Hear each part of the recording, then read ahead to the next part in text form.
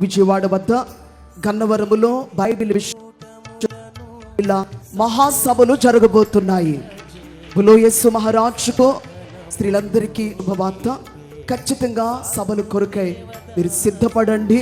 మీకు చెప్పేది ఒక పూట ఒక దినము, ఈ 3 దినాల బైబిల్ మిషన్ స్త్రీల మహాసభలు కొరకై ఒక్క పూట ఖచ్చితంగా మీరు ఉపవాసం ఉండి ప్రార్థన చేయండి.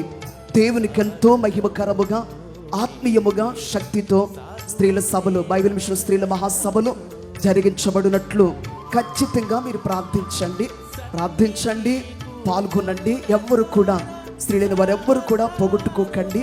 ఎందుకంటే కుటుంబములో స్త్రీ చాలా ప్రాముఖ్యమైన పాత్ర వహించాలి. కుటుంబాన్ని దేవుళ్ళు కట్టుకోవడం, ప్రభు త్వరగా రాబోతున్నారు.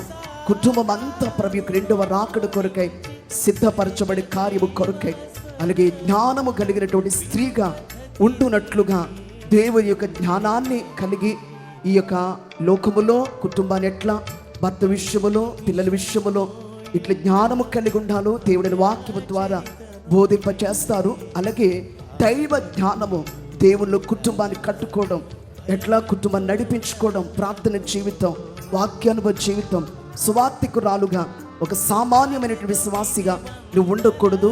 ఒక సైనికురాలు వల్లే, సువార్తికురాలు వల్లే నువ్వు తయారు కావాలి. మీ పనులు మీ బిజీగా ఉండవు.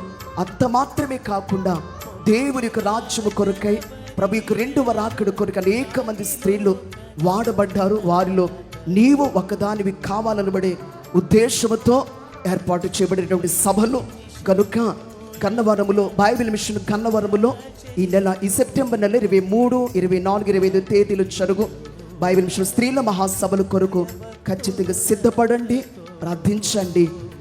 దేవునికి మహిమ కలుగును కాక.